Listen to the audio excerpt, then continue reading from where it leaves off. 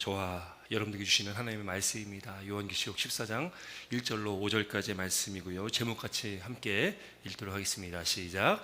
구원 얻은 자들의 노래, 구원 얻은 자들의 노래. 여러분, 우리는 어디엔가 소속이 되어 있습니다. 교회에서는 우리의 직분이 또 있고, 또 우리 템파 제일감리교회 성도로 우리가 소속되어 있고요. 또 가정, 또 우리가 다 가정이 있기 때문에 가정 안에 소속이 되어 있고, 또 직장과 또 사업장이 있으면 거기 다 소속이 되어 있죠. 우리가 소속되어 있는 그곳에서 우리는 정체성이라는 걸 갖게 됩니다. 정체성이라는 것은 나의 그 존재의 본질과 같은 거죠. 그래서 우리가 소속되어 있는 그곳에서 우리의 존재의 본질을 발견할 수 있게 된다. 우리의 정체성이 거기에 있다라는 것이죠. 우리가 앞서 요한계시록 12장과 13장의 말씀을 통해서 이 세상의 그 권세를 쥐고 있는 그 악한 영들, 마귀, 옛뱀, 용, 사탄, 우리 이름하는 이 세상 권세를 쥐고 있는 그 존재들에 대해서 우리가 말씀을 나눴습니다. 또 그들 추종하는 거짓 선지자들, 또 적 그리스도들에 대한 말씀도 우리가 지난 시간에 우리 13장 말씀을 통해서 나눴다라는 것이죠. 우리가 또 지난 13장의 말씀을 통해서 우리가 또 늘 알고 있었던 666에 대해서도 말씀을 나누기도 했습니다.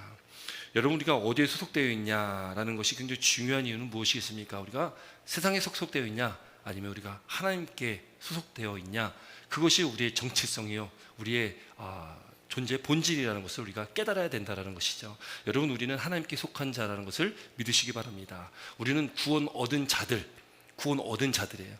구원은 얻은 것입니다. 우리에게 선물로 주신 것입니다. 우리가 잘나서, 우리가 뛰어나서 우리에게 주신 것이 아니라 그저 하나님의 전적인 은혜로 저와 여러분들에게 우리에게 그 구원을 주셨다는 것을 믿으시길 바랍니다. 여러분, 그러므로 구원 얻은 저와 여러분들은 늘 우리가 노래를 해야 되는 건데요, 그것이 우리가 드리는 찬양 아니겠습니까? 날마다 우리가 하나님께 올려드리는 그런 찬양이 우리 가운데 있기를 주의 이름으로 축원드립니다. 여러분, 오늘 본문 1절 말씀 함께 있습니다. 1절 말씀 먼저 읽습니다. 시작.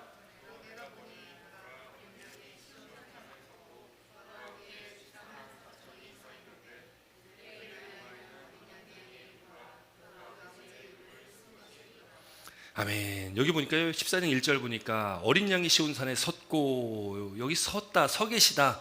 보통 하나님이나 예수님이나 어린 양이나 보좌에 앉으시니, 이렇게 우리가 많이 들어왔잖아요. 보좌에 앉으시니. 그런데 지금 여기 보니까 어린 양이 지금 시온산에 서 있다, 서 계시다라고 표현을 하고 있다라는 거죠. 근데 이 말씀과 대치되는 부분이 있는데, 그건 12장 17절 말씀이거든요. 12장 17절, 12장 마지막 절에 뭐라고 기록되었냐면, 제가 한번 읽어드리겠습니다. 거기에 용은 누굽니까? 옛 뱀이라고도 하고 사탄이라고도 하고 마귀라고도 하는 그 용이요, 용이 여자에게 분노하여 돌아가서, 여기 여자는 우리가 말씀 나눴듯이 여기에서 여자는 교회를 상징한다라고 말씀 나눴습니다.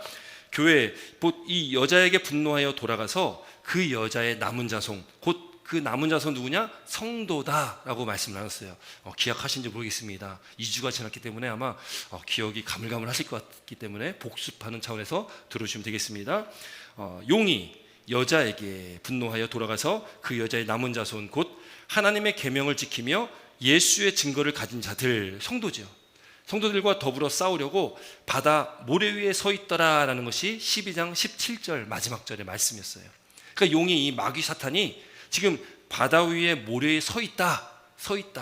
이 장면을 우리가 딱 기억하고서 오늘 1절 말씀에 어린 양이 시온산에 섰다라는 말씀을 함께 보면 굉장히 대치가 되고 있죠. 여러분, 용이요, 교회를 이길 수가 없었습니다.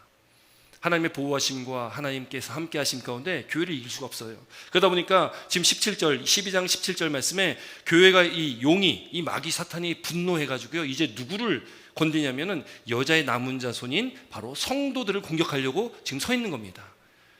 여러분, 무서우십니까? 별로 감흥이 없으시죠? 우리가 요한계시록 말씀 보면서 이게 현실적으로 지금 언제 나타날 일인지도 잘 모르겠고 별로 감흥 없이 우리가 듣게 됩니다. 여러분, 그런데 우리가 이 요한계시록 말씀을 그 당시에 초대교회 성도들에게 주신 이유, 우리가 많이 말씀을 나눴잖아요. 그 당시에 초대교회 성도들 굉장한 큰 박해와 핍박 가운데 있는 사람들입니다. 예수 믿는 것 때문에 여러분 그 당시에 황제 숭배를 해야만 하는 시대였고, 그리고 그 당시 길드라는 상인 조직이, 상업 조직이 이렇게 형성이 돼 있어가지고 거기에 들어가지 않으면은 먹고 살 길도 없습니다. 그러니까 먹고 살기도 어려운, 그렇게 불이익을 당하는, 그래 목숨을 걸고 예수를 믿어야 하는 그런 시대에 살아가고 있는 그 성도들에게 이 지금 요한계시록 말씀을 통해서 소망과 희망을 주시는 거고 승리의 말씀을 주시는 거예요. 그러니까 이 시대를 살아가는 저와 여러분들은 이 시대 가운데 우리가 견뎌내야 할, 믿음을 지키면서 또 복음을 지키면서 우리가 살아가면서 겪게 되어지는 많은 그 환난이 있다면, 또 어려운 믿음의 신앙의 삶이 있다면 우리가 이길 수 있는 힘이 어딨냐? 바로 이 요한계시록의 말씀에 있다는 것을 믿으시기 바랍니다. 그래서 이 요한계시록의 말씀은 우리가 두려움으로 볼 말씀이 아니라 우리는 감사와 기쁨으로 보여야 될 말씀이에요. 왜요? 이 말씀은 우리에게 승리를 허락해 주신 것이고 승리를 약속해 주신 말씀이기 때문에 그렇습니다. 그러면 사랑하는 성도 여러분, 요한계시록 말씀은 우리에게는 승리의 말씀이다라는 것을 믿으시기 바랍니다. 용은 여러분 성도를 이길 수 있을까요? 없을까요? 용은, 마귀 사탄은 성도를 이길 수 있을까요? 없을까요? 13장 말씀 보면 이길 수도 있습니다. 용이, 마귀 사탄이 성도를 핍박합니다. 환난 가운데 죽이기도 합니다. 여러분, 그러나 여러분 성도들이 죽지만 어떻게 됩니까? 여러분 죽지만 예수께서 죽음 가운데 부활하신 것처럼 우리는 그 죽음이 아니다라는 것을 늘 믿어야 된다는 거죠. 여러분, 우리는 이 땅의 삶이 끝이 아닙니다. 우리에게는 영원한 삶이 있습니다. 아무리 우리 육신은 죽일지 몰라도 우리 영은 죽이지 못한다. 고로 우리는 승리한 삶이고 우리는 영원한 삶을 이미 얻은 존재다. 그렇기 때문에 마귀 사탄이 예수 그리스도를 십자가에 못 박아 죽인 것 같았지만, 죽인 줄 알았지만 예수님은 어떻게 하십니까? 부활하셨잖아요. 우리도 마찬가지입니다. 성도도 마귀 사탄은 우리를 죽인 줄 압니다. 우리를 죽일 수 있을 거라고 생각합니다. 그러나 결국은 우리는 사는 거예요. 우리는 사는 존재고 승리한 존재라는 것을 믿으시기 바랍니다. 여러분, 이미 게임의 승패는 결정된 것입니다. 예수님께서 죄와 사망의 권세를 이기셨고, 또 우리가 앞서 말씀 나눈 것처럼 예수님이 등판하시지도 않았는데 천사였던 미가엘의 그 군대가 어떻게 합니까? 용을 이기고 용을 쫓아내버렸다. 여러분, 그러니 천사들 앞에서도 쪽 못 쓰는 그런 용, 마귀 사탄의 존재라는 것. 여러분, 우리는 하나님께서 우리를 보호하시고 함께 하시기 때문에 여러분, 우리는 이긴 존재다라는 것을 믿으시기 바랍니다. 그래서 우리는 마귀 사탄을 두려워할, 그 마귀 사탄이라는 존재가 두려워할 대상들이 아니다라는 것을 우리가 반드시 기억해야 된다라는 것이죠. 오늘 본문의 말씀 보니까 어린 양이 어디에 서 계시냐? 이 시온이란 성, 시온산에 서 계시다. 시온산에 섰다. 이 시온이라는 지명이 나오는데, 이 시온이라는 지명은 그 예루살렘에 있는 이 기드론, 또 두로베온이라는 두 골짜기 사이에 절벽으로 된 한 봉우리를 이야기합니다. 근데 이곳이 이제 후에는 예루살렘 전부를 가리키는 말이 돼요. 그래서 다윗이 남유다와 이 이스라엘을 다 통일했을 때에 그의 수도를 그가 이 예루살렘으로 옮기면서 그 성을 뭐라고 하냐면 이 다윗성이라고도 하고 시온성이라고도 하거든요. 그 예루살렘을 시온성이라고도 이야기한다는 거죠. 그리고 이 의미, 그 시온성이라는 의미는 하나님께서, 또 메시아가 오셔서 하나님의 자녀들, 백성들, 구속하신 백성들을 모으시는 장소, 곧 거기는 하나님께서 계시는 곳이고 하나님께서 통치하시는 곳을 바로 시온산이다라고 말씀을 하고 있다는 거죠. 거기에 우리 어린 양 예수님께서 서 계시는 겁니다. 거기 서 계시는데 예수님만 서 계시는 게 아니에요. 어린 양만 서 계시는 게 아니라 1절 말씀 다시 한번 읽습니다. 시작.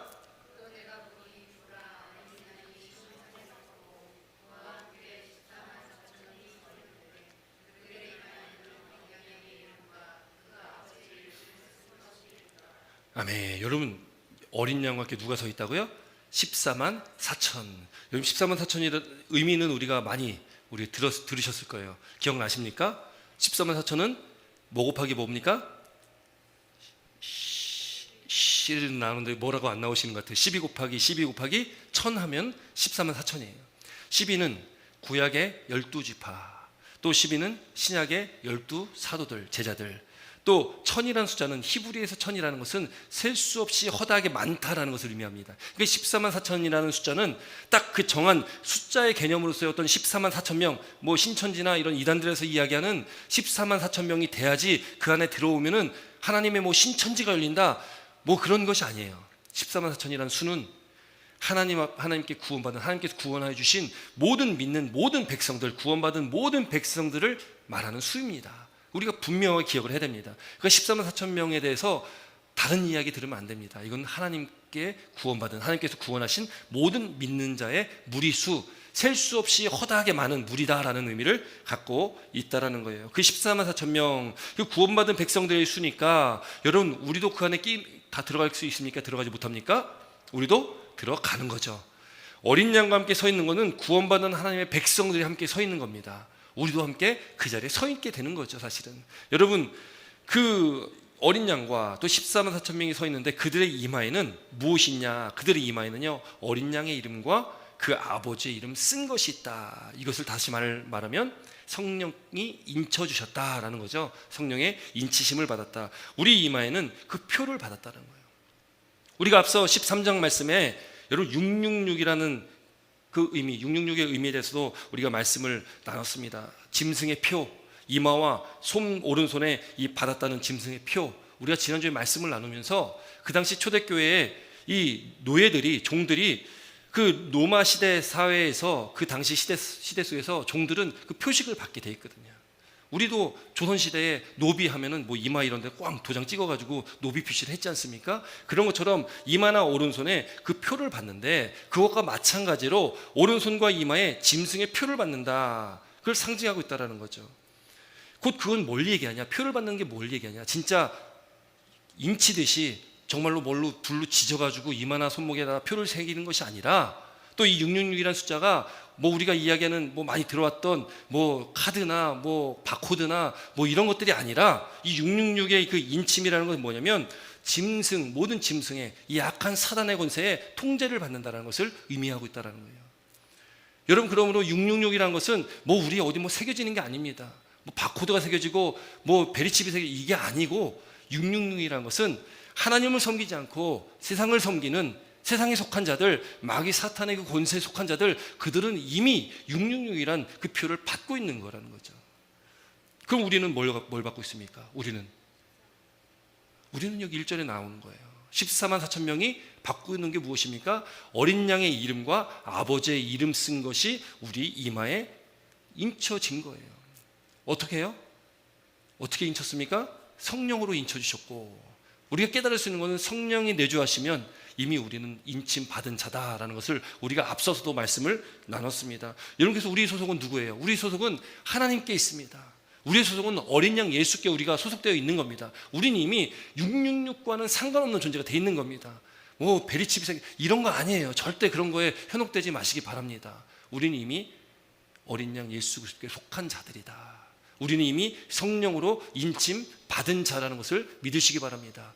그리고 예수 믿지 않고 하나님을 믿지 않고 그렇게 세상 가운데 속하면 이미 그 사람들은 666의 그 표를 받고 있는 사람이나 마찬가지라는 거죠. 세상에 속해 있다면. 그래서 여러분, 우리가 복음을 전해야 되는 이유, 우리 지난 시간에도 말씀 나눴지만, 이 땅에 죽어가는 많은 영혼들, 그 666의 그 짐승의 표를 가지고 있다면 여러분, 구원받지 못한 백성들이잖아요. 결국 심판과 멸망의 자리로 영원한 죽음, 불못에 빠질 수밖에 없는 그런 사람들이 되는 거 아니겠습니까? 그렇기 때문에 우리가 전도해야 되고 복음을 전해야 되는 이유는 분명하죠. 그 영혼들도 하나님의 백성 될 수 있도록 우리가 씨를 뿌려야 되는 거죠. 복음의 씨를 뿌려야 됩니다.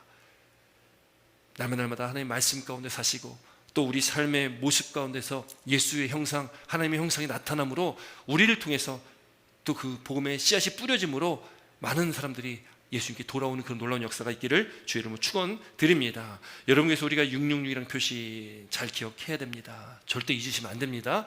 또 밖에 나가셔서 다른 이야기 하시면 안 됩니다.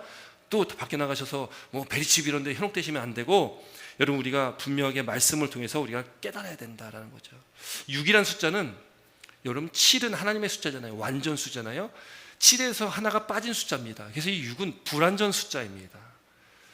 또 6이라는 숫자가 3개가 반복된 것, 그 666이 사람의 수다라고 기록하고 있는데, 또 이 666이라는 것은 우리가 지난 시간에 말씀 나눴던 것처럼 이 게마트리아라고 해가지고 히브리어 이 숫자의 의미로 해서 사람 이름을, 그래서 그것이 바로 네로 황제의 이름이었다라는 것. 그 당시 성도들은 666 하면 떠올리는 사람이 있었다라는 것을 우리가 말씀을 나눴습니다. 적 그리스도를 상징하는 수기도 하다라는 것이죠.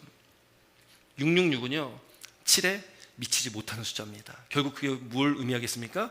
하나님의 수, 하나님의 수인 7, 이 완전수, 완전하지 못한 존재라는 것을 말하고 있다는 거예요.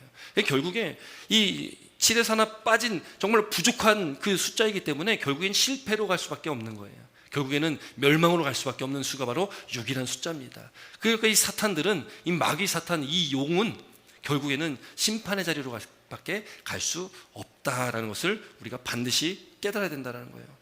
이 14만 4천 명, 바로 구원받은 우리 모든 성도들, 우리는 하나님께 인침받았기 때문에 우리는 영원한 생명, 그 구원을 얻은 백성이라는 것을 믿으시길 주의 이름으로 축원드립니다. 여러분, 이것이 그 핍박받고 있던 초대교회 성도들에게 너무나 필요했던 거예요.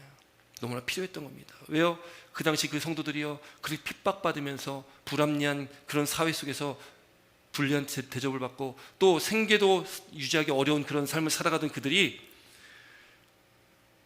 바라봐야 될, 또 그들이 소망해야 될 것은 이 세상에는 없었습니다.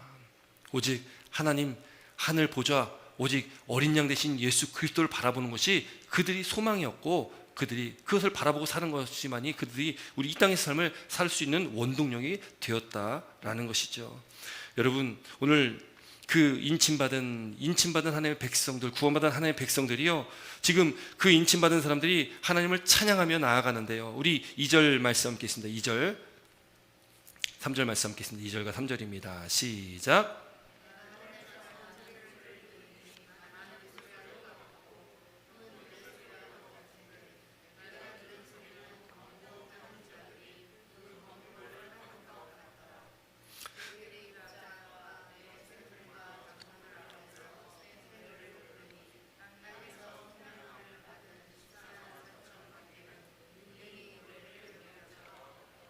아멘. 여러분, 14만 4천 그 인침받은, 구원받은 그 하나님의 백성들의 특징이 있습니다. 그것이 뭐냐면 찬양을 한다라는 거. 찬양.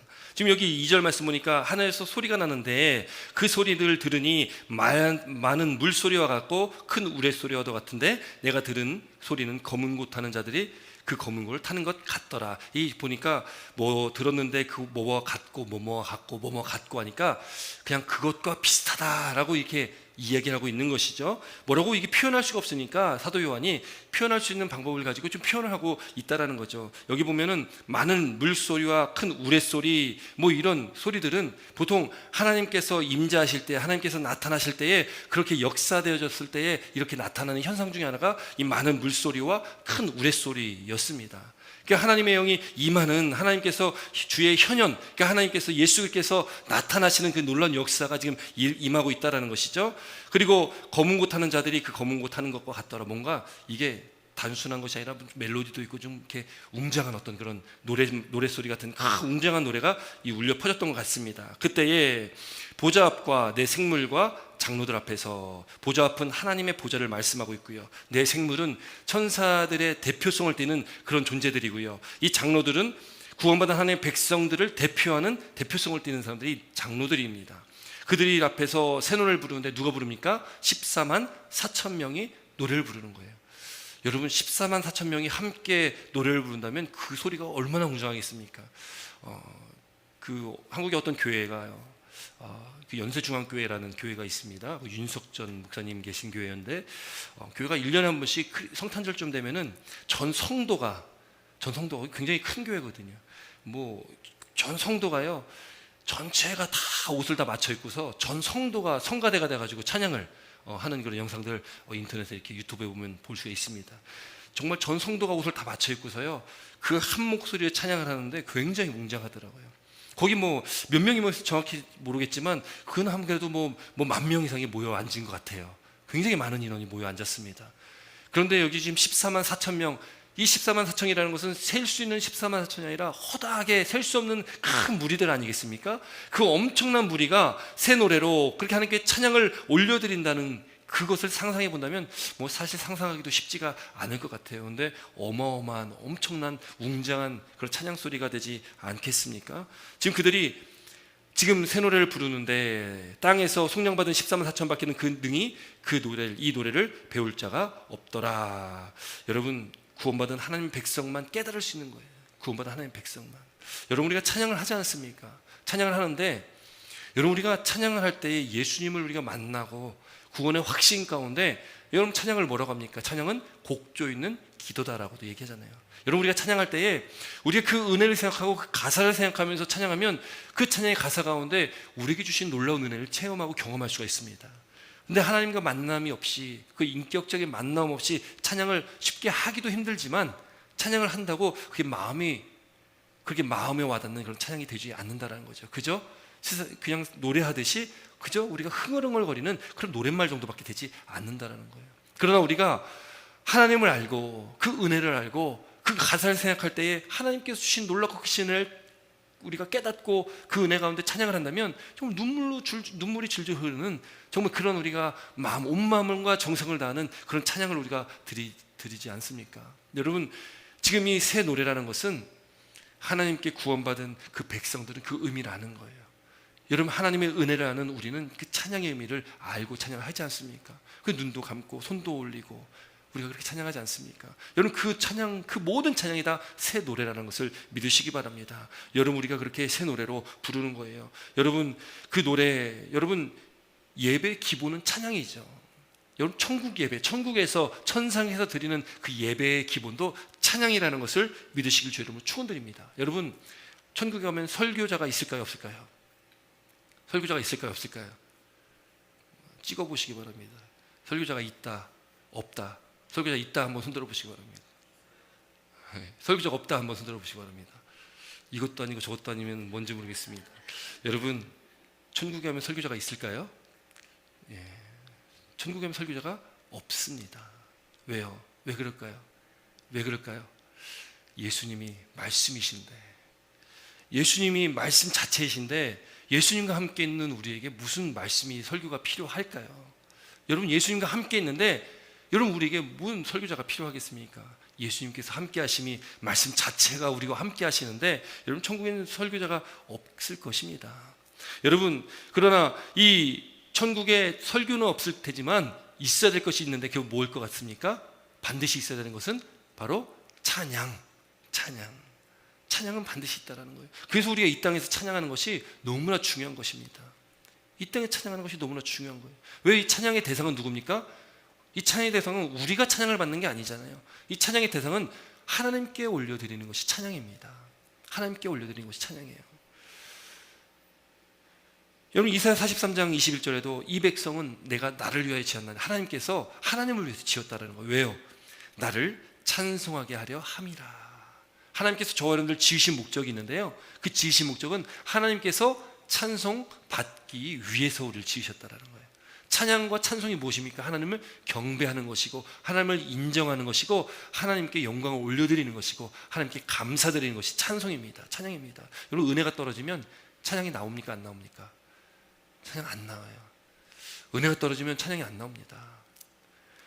그런데 은혜 가득하면 찬양이 막 나오죠. 절절로 찬양이 나오면서 그냥 그 멜로디 한마디 한 줄 부르는데도 눈물이 나고 감동이 지어지는 그런 것 체험하셨지 않습니까? 안 하셨습니까?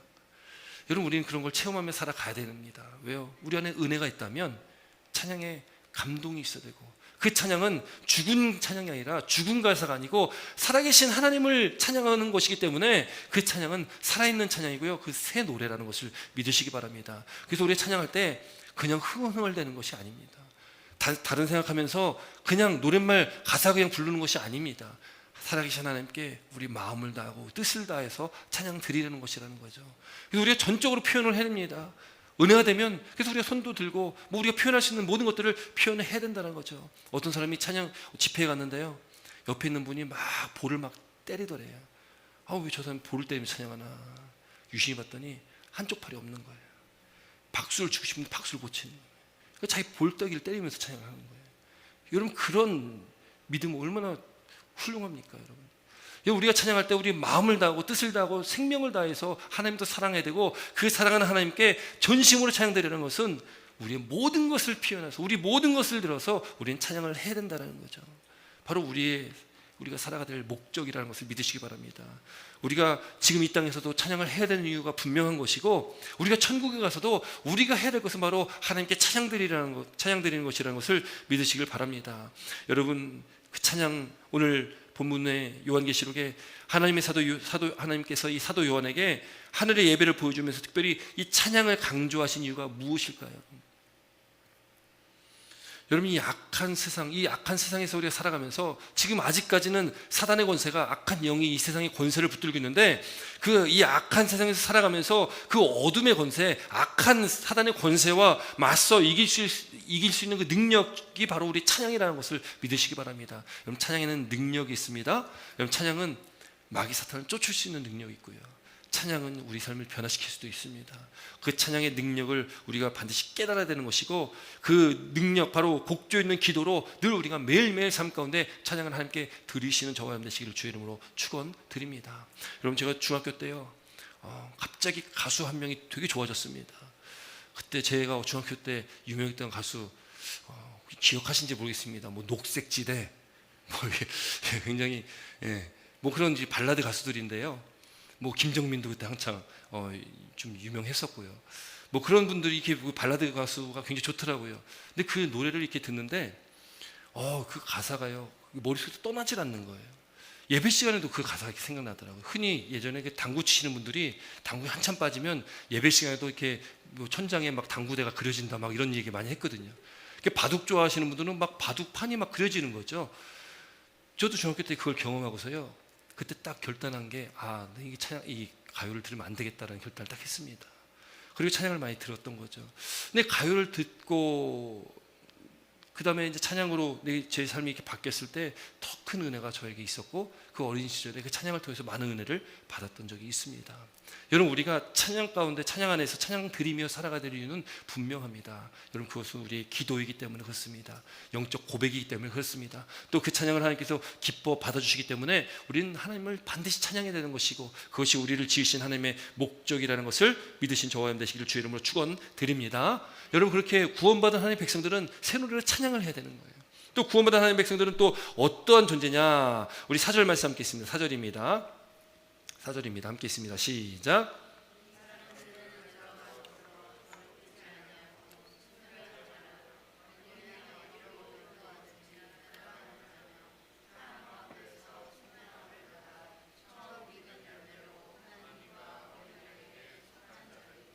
아멘. 여기 4절 보니까요, 이 사람들은 누굽니까? 이 사람들은 누굴까요? 구원받은 하나님 백성들이에요. 14만 4천 명 구원받은 하나님 모든 백성들. 그 사람들은 어떤 사람들이냐? 구원받은 하나님의 백성들은 어떤 사람들이냐? 여기 보니까요, 여자와 더불어 더럽히지 아니하고 순결한 자다. 그러니까 순결을 지킨 자들이에요. 여기 여자와 더럽히지 아니하고 순결한 자다. 이 여자는 누구를 말하냐면, 우리가 17장에 우리 여자는 교회다라고 이 12장의 말씀에 우리가 나눴지 않습니까? 그 교회였던 여자가 아닌 다른 여자인데, 이 여자는 누구냐? 요한계시록 17장 가면 우리가 앞으로 볼 말씀이기도 한데요, 이 여자는 큰 음녀를 말합니다. 큰 음녀. 이 17장, 요한계시록 17장 가면 그 큰 음녀인 여자가 바벨론이다 이렇게 설명을 하고 있어요. 그럼 바벨론은 영적 의미가 있습니다. 그 바벨론이라는 의미는 뭐냐면 죄악된 이 세상을 말하는 거거든요. 구약 성경에 애굽, 소돔과 고모라 다 죄악된 세상들을 말하잖아요. 바벨론도 마찬가지입니다. 바벨론도 죄악된 세상들을 말하고 있는 거예요. 여러분, 지금 이 여자 큰 음녀, 이 바벨론에 더럽히지 않는 거예요. 곧 이건 뭘 말합니까? 세상에서 더럽히지 않은 순결한 백성들을 말하는 거예요. 세상의 어떤 문화를 쫓지 않는, 세상의 방법대로 살아가지 않는, 세상에 물들지 않는 하나님의 말씀 안에서 순결한 자들, 그들을 말하고 있다는 겁니다. 누구야? 구원받은 하나님의 백성, 바로 14만 4천 명은 그런 자들이라는 거예요. 그리고 우리가 이 세상에서 살아가고 있지 않습니까? 이 죄악된 이 세상에서 우리는 살아갈 수밖에 없는 존재입니다. 왜? 우리가 땅을 밟고 사는 존재이기 때문에 그렇죠. 그러나 이 땅에서 우리가 살아갈 때에 여러분, 우리가 분명해야 되는 것은 우리는 정결한 자, 순결한 자 되어야 된다는 것을 믿으시기 바랍니다. 이 세상에 문들면 안 된다는 거예요. 몇 주 전에 아마 제가 이 요한계시록 시작 말씀을 전하면서 그런 말씀 한번 나눈 적이 있습니다. 사탄이 믿는 자들을 처음에는 박해하고 핍박하고 그렇게 잡아 죽이고 막 했는데, 오히려 교회가 더 부흥되는 거예요. 그래서 사탄이 방법을 바꿨다. 어떻게 해요? 사탄이 이제는 문화를 통해서 믿는 자를 공격하기 시작하는 거예요. 우리가 이 문화 속에 살아가다 보니까 사탄의 이 세상 문화가요, 우리 안에 그냥 은연중에 스며들어 오게 되는 거죠. 그러다 보니까 우리가 깨닫지 못한 사이에 세상에 물들어가게 됩니다. 교회는 나오는데 예배는 드리는데 세상 사람들과 성도와 구분되지가 않는 거예요. 성도는 뭘 성도라고 합니까? 성도는요, 거룩한 백성, 거룩한 무리를 말하잖아요. 거룩하다는 이 거룩의 의미는 구별되다라는 의미가 있습니다. 구별되다. 거룩이라는 것은 구별되다라는 의미가 있거든요. 우리는 성도입니다. 거룩한 하나님의 백성들이라면 우리는 구별돼야 되는데 어디랑 구별돼야 됩니까? 세상과 구별된, 바벨론과 구별된 바로 이 여자와 더불어 더럽히지 아니하고 순결한 정결한 자가 바로 성도라는 것을 믿으시기 바랍니다. 여러분, 그래서 우리가 세상에 물들면 안 되는데 우리가 세상에서요 구분이 안 되는 거예요. 성도나 세상 사람들이나 구분이 안 되는 시대에 살고 있습니다. 그러다 보니까 교회가 교회답지 못하고 성도가 성도답지 못하니까 세상 사람들이요 그렇게 무시를 하는 거예요. 그렇게 교회를 욕합니다. 그렇게 성도들을 욕하는 거 아니겠어요? 믿는 자들이요 별 수 없네. 아니, 믿는 자들이 더 악한 모습들이 더 많이 보이고요. 사랑해야 될, 우리는 늘 사랑이 우리 말씀의 핵심 아니겠습니까? 하나님의 사랑을 입었고 그 결정체가 예수 그리스도의 사랑인데, 그 십자가의 사랑인데, 그 사랑을 입고 사랑을 안다는 우리가 더 사랑을 하지 못합니다.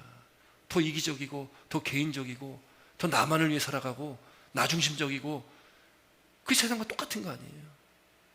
우리가 구별되지 않는다는 것은, 여러분, 우리가 그렇게 구별되지 않으면 우리는 여자와 더불어 더럽혀질 수밖에 없는 존재들입니다. 저와 여러분의 삶은 어떻습니까? 우리는 이 세상 가운데 더럽히지 않고 살아가고 있습니까? 하나님의 말씀을 알고 그 말씀을 믿고 그 말씀대로 행하며 살아가고 있으십니까? 우리가 구별되지 못하고 있다는 거예요. 교회가, 성도들이, 저와 여러분들이.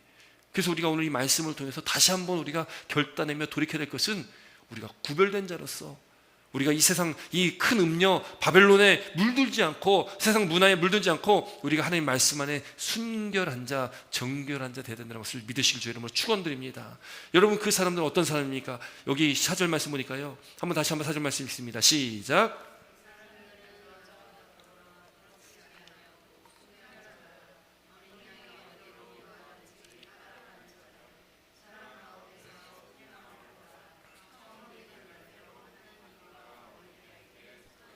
아멘. 이 사람들은 순결한 자였고, 영적으로 순결한 자였고, 또 하나 무엇입니까? 어린 양을 따라갔다. 어린 양을 따라갔다. 어린 양이 어디로 인도하든지 따라가는 자다. 여러분, 우리는 주님께서 우리 인도하시는 거예요. 왜요? 주님께서 우리의 뭡니까? 목자 되시기 때문에. 다윗이 고백하잖아요. 여호와는 나의 목자시니 내가 부족함이 없으리로다. 그가 나를 푸른 풀밭에 누시며 쉴만한 물가로 인도하시는도다. 여러분, 우리 목자 되신 하나님께서 우리를 인도하십니다. 그 목자 되신 어린 양 대신 예수님께서 어디로 인도하든지 따라가는 거예요. 따라가는 거예요. 여러분이 좋아하는 찬양 중에 찬송가 323장 찬양이 있어요. 부름받아 나서니 몸. 여러분, 우스갯소리로요, 신학생들이 제일 싫어하는 찬양이 이 찬양이라고 그러거든요. 왜요? 부름받아 나서니 어디든지 가오리다. 괴로우나 즐거우나 주만 따라가다이다. 어느 누가 막으리까? 죽음인들 막으리까? 어느 누가 막으리까? 죽음인들 막으리까? 여기까지 좀 괜찮은데요. 아골골짝 빈들에도 복음 들고 가오리다. 소돔 같은 거리에도 사랑 안고 찾아가서 종의 몸에 지닌 것도 아낌없이 드리리라. 멸시천대 십자가는 제가 지고 가오리다. 여러분, 참 찬양은 은혜롭고 좋은데 별로 이렇게 순종하고 싶은 마음은 별로 없는 찬양. 그래서 신학생들이 되게 싫어하는 찬양이라고 그냥 우스갯소리로 이야기를 합니다. 이 찬양을 우리가 좋아서 우리가 은혜로운 찬양이기 때문에 많이 찬양을 하지만, 이 찬양에 가서 저는 진짜 우리가 그렇게 살 수 있냐? 예수님이 가신 길은 어떤 길인데? 주님께서는 어떤 길을 가셨습니까? 여러분, 주님께서 편한 길을 가지 않으셨어요. 주님께서는 사람들에게 높임받고 인정받고 진짜 왕좌에 올라가셔서 그 백마 멋있는 말을 타고서 그렇게 멋있는 그 면류관을 쓰고서 그렇게 왕의 자리에 앉지 않으셨다는 것을 우리가 너무나 잘 알고 있습니다. 주님께서 가신 길은 고난의 길이었습니다. 주님께 가신 길은 십자가의 길입니다. 주님께 가신 길은 죽음의 길이었다는 것을 우리가 너무나 잘 알고 있습니다. 근데 우리는 그 길을 가지 않으려고 하는 거죠. 어린 양이 어디로 인도하든지 어디로 가든지 우리가 따라가겠다라고 고백은 할지 모르겠는데, 막상 가려면 그 길을 가지 못하는 거예요. 더 편한 길을 찾는 거고요. 더 넓은 길로 찾고 더 잘 되는 세상의 길로 그런 길로 우리는 끊임없이 가려고 애를 쓰고 있다는 거죠. 여러분, 구원받은 하나님의 백성은요, 아무렇게나 우리가 구원받지 못합니다. 물론 우리 행위로 구원받는 것이 아닙니다. 하나님의 은혜로 구원받는 거예요. 그러나 우리가 이 땅의 삶을 살아가면서 우리가 하나님 앞에 설 때에 우리 지나온 삶을 하나님께 다 알고 계시는데요. 여러분, 면목 없게 하나님 앞에 서고 싶으십니까? 이 땅에 살면서 내 마음대로 내 멋대로 살다가 어떻게 간신히 커트라인에 걸려가지고 갱신이 천국에 들어간 것처럼 하나님 앞에 섰는데 고개도 못 들 그런 존재로 그렇게 하나님 앞에 서는 우리가 아니라 하나님 앞에 칭찬받는 자 됐으면 좋겠습니다. 우리 인생길 가운데 정말 이 땅에서 초대교회 성도들처럼 예수 믿는 것 때문에 목숨을 걸고 넓은 길이 아니라 좁은 길로 가는, 힘들고 어렵지만 자기를 부인하고 나의 십자가를 지고 내 십자가를 지고 예수님을 따라가는 그런 믿음의 여정을 우리가 살아갔으면 좋겠습니다. 그래서 어린 양이 어디로 가든지 그 길이 괴로우나 즐거우나 주님만 따라가시는 저와 여러분 되시길 주의 이름으로 축원드립니다. 그곳이 아골골짝 빈들 같은 정말 아무것도 없는 황량한 곳이라도 우리가 그 소돔 같은 거리라 할지라도 우리가 주님의 그 사랑 안고 나아가시는 저와 여러분 되시길 주의 이름으로 축원드립니다. 그것이 바로 어린 양이 어디로 인도하든지 따라가는 자다라는 거예요. 그것이 누굽니까? 구원받은 하나님의 백성들이에요. 우리가 나아갈 길입니다. 여러분, 또 여기 말씀하는 것이 무엇입니까? 오늘 이 지금 본문의 4절 말씀 보니까 사람 가운데서 속량을 받아 처음 익은 열매로 하나님과 어린 양에게 속한 자들이다. 여러분, 우리의 소속이 분명하다. 여러분, 우리 소속은 하나님께 속한 자임을 믿으시기 바랍니다. 하나님과 어린 양께 속한 자예요. 그래서 우리에게는 성령께서 인쳐주셨는데 우리 이마에 뭐가 새겨졌다고요? 하나님의 이름과 어린 양의 이름이 우리에게 새겨져 있다. 그러므로 우리는 인침받은 구원받은 하나님의 백성이다라는 것을 믿으시기를 주의 이름으로 축원드립니다. 그래서 중요한 건 뭐냐? 우리가 속량받았다라는 거예요. 속량받아 처음 익은 열매로 하나님께 속하였다. 속량받았다는 것이 무엇입니까? 속량받았다는 것은 죄값을 대신 치러주셨다. 누가요? 하나님께서, 예수님께서 저와 여러분들 죄값을 대신 치러주셨다는 거예요. 결국 우리가 하나님의 백성 된 것은 우리가 잘나서 하나님의 백성 된 것이 아니라는 겁니다. 우리가 14만 4천 명 허다한 구원받은 그 무리들 가운데 우리가 포함된 것은 그건 우리가 뭔가를 해서 그런 것이 아니라 그건 하나님의 전적인 은혜입니다. 예수님께서 나를 위해 십자가를 죽으셨기 때문에 그 예수를 믿은 것, 그 믿음으로 말미암아 우리가 구원을 얻었다는 것을 믿으시기 바랍니다. 믿은 것도 내가 믿은 것이 아니에요. 하나님께서 우리를 택하여 주셨고 우리에게 그 믿음이라는 놀라운 선물을 주셨고 우리에게 그 놀라운 구원이라는 선물을 주셨다는 것을 믿으시기 바랍니다. 여러분, 우리가 그러므로 여기 처음 익은 열매, 여러분 처음 익은 열매는 뭘 이야기하냐면요, 하나님의 것을 말하고 있어요. 하나님의 것. 여러분, 창세기 4장 4절에 보면은, 창세기 4장에 보면은 아벨의 제사가 나옵니다. 아벨의 제사. 여러분, 아벨과 가인, 이 아담과 하와의 아들들이잖아요. 아벨과 가인이 형이었고 아벨은 동생이었습니다. 하나님께서 누구 제사를 받으셨습니까? 가인의 제사와 아벨의 제사가 있었는데, 가인은 땅의 소산으로 제사를 드렸고 여호와께 드렸고, 아벨은 자기도 양의 첫 새끼와 그 기름을 드렸다라고 했을 때 누구의 제사를 하나님께 받으셨어요? 아벨의 제사를 받으셨어요. 동생 아벨의 제사를 받았습니다. 여호와께서 아벨과 그의 제물은 받으셨으나 가인과 그의 제물은 받지 아니하신지라. 이 말씀이요, 굉장히 중요한 말씀인데요. 왜냐하면 왜 가인의 제물은 받지 않고 제사를 받지 않고 아벨의 제사를 받았을까? 여러분, 왜 그랬을까요? 말씀을 잘 보면 아벨과 그의 제물을 받으셨어. 아벨과 그의 제물을 받으셨습니다. 아벨을 받으셨고 그의 제물을 받으셨다라고 표현을 하고 있고요. 또 그가 드린 제사는, 그 제물이 뭐냐면 양의 첫 새끼와 기름을 드렸습니다. 가인은요, 땅의 소산으로 드렸어요. 여기 양의 첫 새끼와 그 기름은 구약에서 뭘 이야기하고 있냐면, 출애굽기 13장에 보면은 13장 2절에 보면 거기에 뭐라고 기록됐냐면, 이스라엘 자손 중에서 사람이나 짐승을 막론하고 태에서 처음 난 모든 것은 다 거룩히 구별하여 내게 돌려라. 하나님께 돌려라. 이는 내 것이다. 이게 뭐예요? 처음 난 모든 것은 누구의 것이에요? 하나님의 것이에요. 자, 그리고 레위기 3장 16절 보면 제사장은 그것을 제단 위에서 불살르지니 이는 화제로 드리는 음식이요 향기로운 냄새라 모든 기름은 여호와의 것이니라 라고 말씀하고 있어요. 그러니까 아벨이 드린 양의 첫 새끼잖아요. 첫 번째 것, 그 새끼와 그 기름, 이것은 누구 거예요? 하나님 것을 드렸다라는 거예요. 하나님께서 드렸다는 거예요. 이 아벨은 그의 삶의 예배로 삶으로 하나님께 드렸다는 것을 말합니다. 하나님을 사랑했고 하나님 중심의 삶을 살았던 사람이 바로 아벨이라는 거예요. 근데 가인은 그가 드린 제물, 그와 가인과 그의 제물, 가인과 함께 그의 제물을 받지 않으셨다라는 거예요.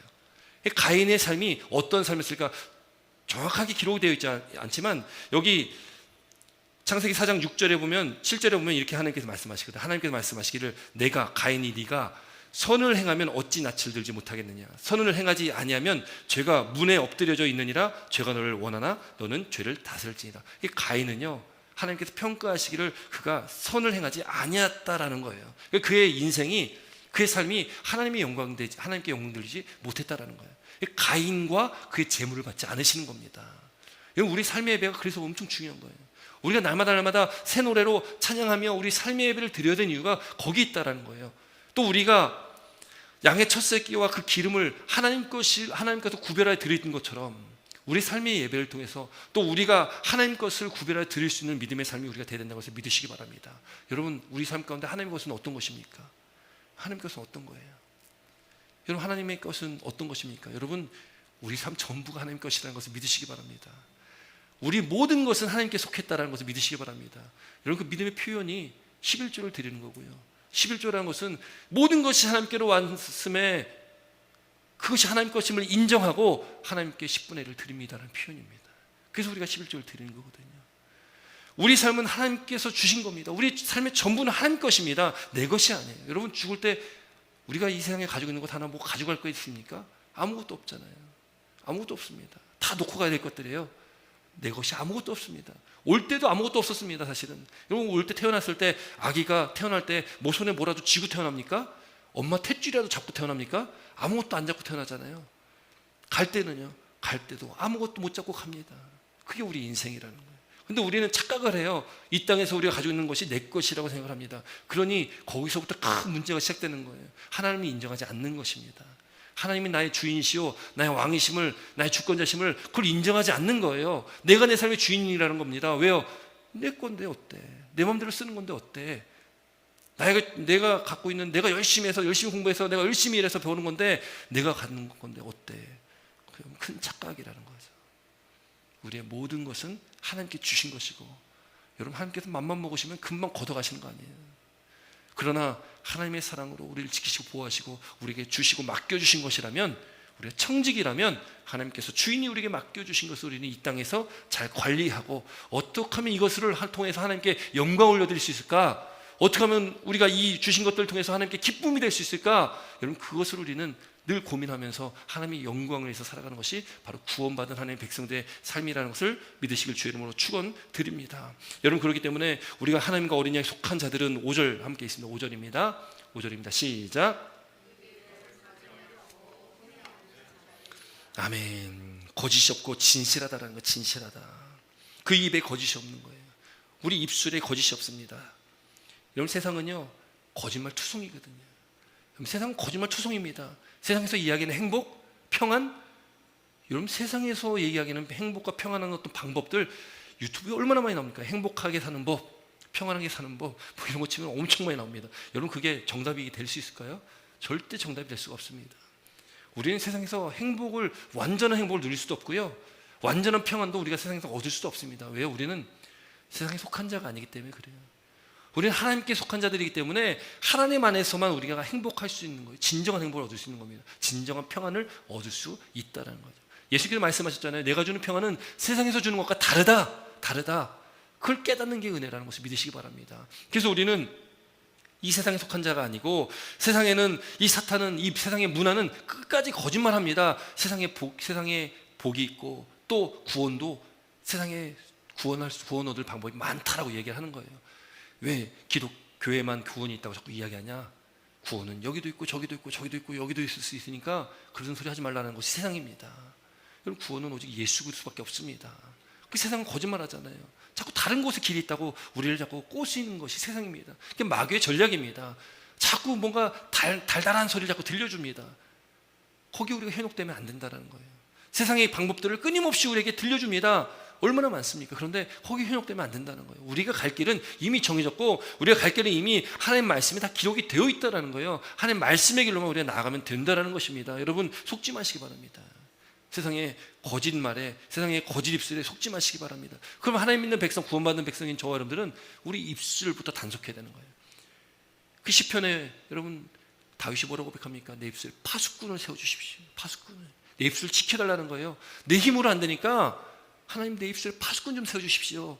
여러분 내 힘으로 안 돼요. 우리 입술을 어떻게 내 힘으로 이거를 어떻게 할 수 있습니까? 여러분 하나님께 간절히 기도하시기 바랍니다. 성령께 간구하시기 바랍니다. 하나님 내 입술을 지켜주시옵소서. 하나님 내 입술에 파수꾼을 세워주시옵소서. 내가 정직함으로 저 앞에 나가게 하시옵소서. 진실한 입술로 내가 이 세상과 닮지 않냐고 오직 말씀 안에서 우리가 살게 하여 주시옵소서. 그게 바로 거짓이 없는 구원받은 하나님의 백성들의 삶이라는 것이죠. 또 흠이 없다. 여러분 흠이 없다라는 것은 예수님의 보혈로 깨끗게 된 자들이에요. 여러분 우리는 그렇게 속량받은 예수님께서 십자가에 달리셔 흘리신 보혈의 피로 깨끗게 된 흠없는 자들 됐다는 것을 믿으시기 바랍니다. 그래서 예수님께서 흠없는 어린 양 되셔서 죽으심 당한 거 아니겠습니까? 그게 유월절의 의미잖아요. 유월절 그 어린 양의 피, 흠없는 어린 양을 잡아서 그 피를 각 집의 문 지방과 그 설주에 바르는 그 집은 죽음이 뛰어넘어가는 거예요. 유월한 거 아니겠습니까? 패스오버한 거 아니겠어요? 흠없는 어린 양, 우리 또한 흠없는 자들이 됐다는 것은 우리가 우리 스스로 될 수 있는 것이 아닙니다. 바로 예수님께서 십자가에 흘리신 피로 말미암아서 우리가 흠없는 자 됐다는 것을 믿으시기 바랍니다. 날마다 예수님의 피로 적셔지는 우리 인생 되기를 주여 이름으로 축원드립니다. 우리 날마다 죄 가운데 살 수밖에 없는 연약한 존재입니다. 그러나 우리가 죄 가운데 빠져 살아갈 수밖에 없지만 그러나 우리는 예수님의 피로 날마다 적셔져야 되고 우리 그 피가 날마다 우리 삶 가운데 함께하는 그 십자가의 은혜가 그 구속의 은혜가 우리 가운데 있어야 됨을 믿으실 줄 여러분 축원드립니다. 여러분 그 믿음의 삶을 살아가는 자가 누구냐? 구원받은 하나님의 백성 14만 4천 명의 그 수많은 허다한 성도들이 된다는 것을 믿으시기 바랍니다. 그 수에 그 허다하게 많은 무리수 중에 여러분 우리가 포함돼야 되지 않겠습니까? 우리가 포함돼야죠. 여러분 그런 저와 여러분 되시길 주님으로 축원드립니다. 여러분 천국에 가면 신기한 게 있다라는 거죠. 여기 꼭 올 줄 알았는데 안 보이는 거예요. 천국에 가면 꼭 올 줄 알았는데 안 보이는 거예요. 또 신기한 게 있다는 거죠. 이 사람은 못 올 줄 알았더니 와 있다라는 거예요. 못 올 줄 알았는데 와 있다라는 거예요. 더 신기한 건 뭔지 아십니까? 내가 천국에 가 있다는 겁니다. 내가 그런 존재인데, 내가 천국에 못 갈 만한 존재인데 내가 천국에 간다라는 것이 얼마나 놀라운 거예요. 여러분 그렇지 않습니까? 우리 인생이 그렇지 않습니까? 우리 인생이 참 되돌아오면은 저도 마찬가지죠. 부끄러운 인생이고요. 하나님 앞에 너무나 부끄럽고 죄송한 그런 삶을 살아가고 있는데 그런데 하나님께서 우리 인쳐주시고 우리를 하나님 백성 자녀 삼아주셨다는 것, 우리에게 하나님의 인치심으로 해서 우리가 천국 백성 될 수 있다는 것이 얼마나 감사합니까?